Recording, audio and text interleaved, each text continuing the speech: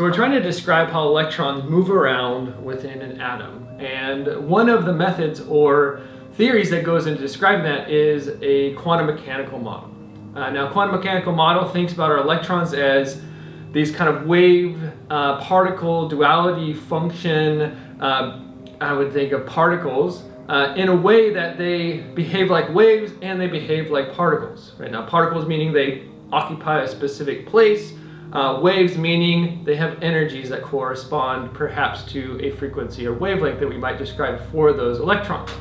Now, as we're describing the quantum mechanical model of electrons, what we want to think about is what does that mean for the electron energy and the electron location. And because they have this particle wave duality, these electrons can probably occupy a certain space. So we talk about electron location probability, not exact places that our electron might be.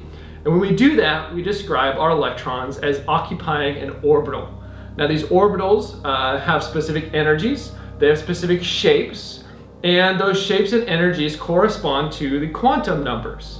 Those quantum numbers are N, L, and M sub L. Each of these quantum numbers describes something specific about the electron. Now, an interesting thing about our electrons is that they can, in a way, jump from one place to the next without actually occupying the space between them. It's as if I jump from this chair to here, and the way that I do that is not necessarily by getting up and moving in space, but I can jump from one place to the next.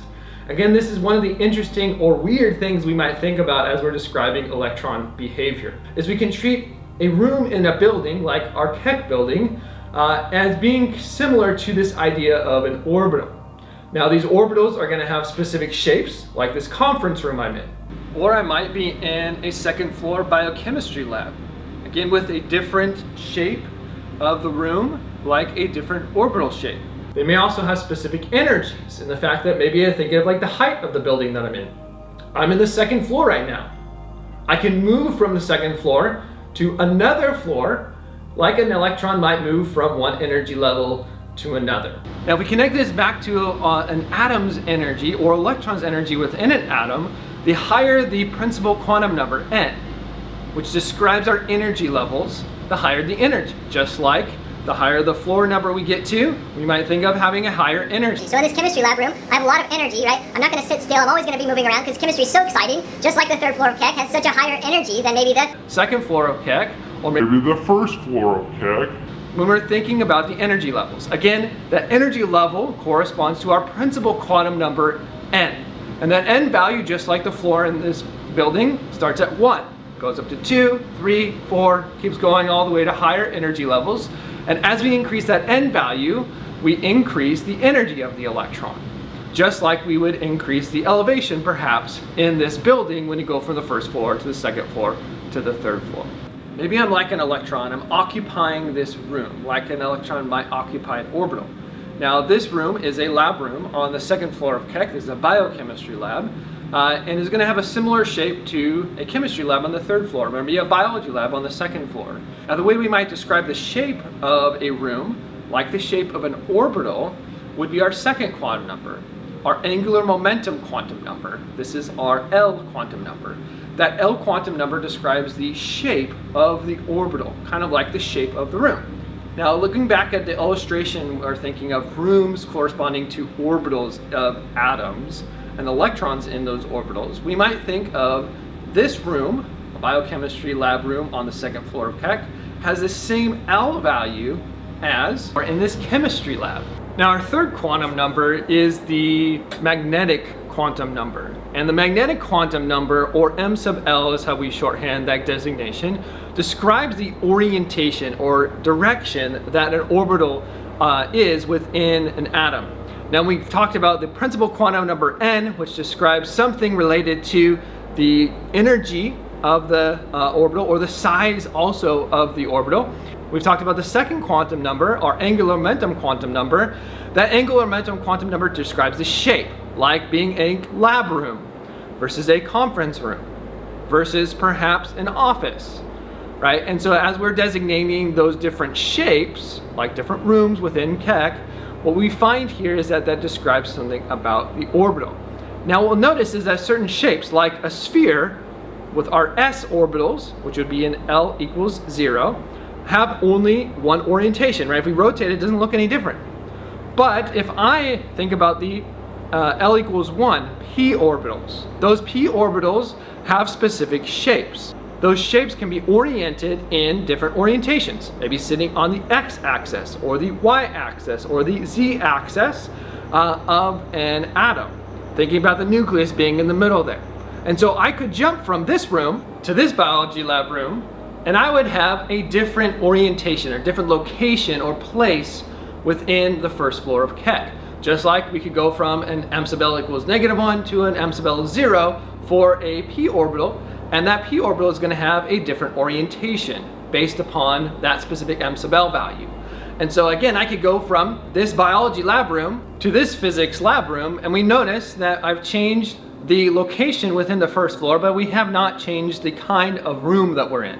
Just like I could go from what we call a 2px or 2py or 2pz subshell orbital, we'll find that those have different orientations based upon the axes that they're sitting on.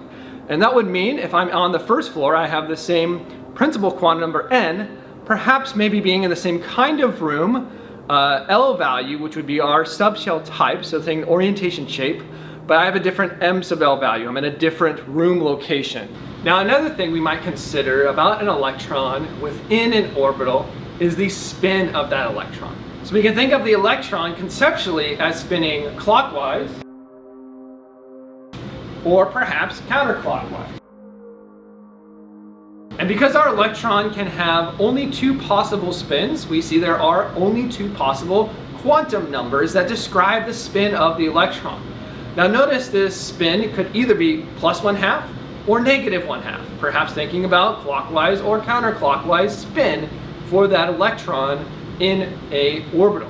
Now the important thing here is that this quantum number describes something specific about the electron. And we notice the other three quantum numbers, the principal quantum number n, the angular momentum quantum number L, the magnetic quantum number m sub L, all describe something specific about the orbital, perhaps, or room of the building, right? Or the orbital that the electron is occupying.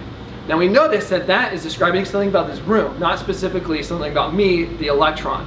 Whereas the spin quantum number, m sub s, describes something specific about the electron. So I could be two different people in this lab room. I could have a spin of -1/2 or a spin of +1/2.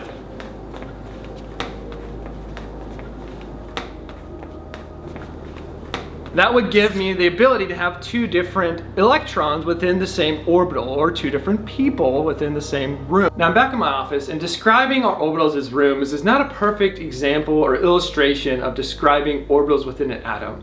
Because in reality, it'd be as if the building that I'm in, right, would be organized in such a way that my office would be inside of the chem lab room. And that chem lab room would overlap with the biology lab room. And that biology lab room would overlap with a conference room, right? Because they don't necessarily designate different spaces, right? They're not separate from each other. They kind of like overlap on top of each other. In addition to that, people aren't electrons, right? So I'm in a specific place. I can't jump from one place to the next by just jumping there, right? I gotta actually go through space and time between that. Right, so again, this is just help us kind of visualize or describe what we might mean as we're describing electrons within an orbital. And what does that mean for an electron to be in an orbital? That describes a probable location, like probably being somewhere in my office, or maybe being somewhere within a chem lab room, and also an energy, or thinking about kind of the height or elevation within a building, right? The higher the energy of the electron as it occupies that orbital. But we're going to discuss what are the implications perhaps of an electron being in a 3p orbital, or an electron being in a 4d orbital, or electron having an n value, a shell number of 5. We want to describe what is the relationship between energy, location, what the electron is possibly doing in that orbital, and how it connects back to atoms and bonding and structure and all kinds of fun stuff. It's going to tell us something about the charges that atoms make as ions. It's going to help us understand and describe how do orbitals overlap to form covalent bonds. this is kind of the basis set that we wanted to be able to describe as we were trying to jump into thinking about what does it mean for an atom to form a bond with another atom? What does it mean for an electron to be lost to make a +1 charge ion? These are all good questions that we're going to answer as we get deeper and deeper into describing atomic structure. So come along with me, it should be a fun ride.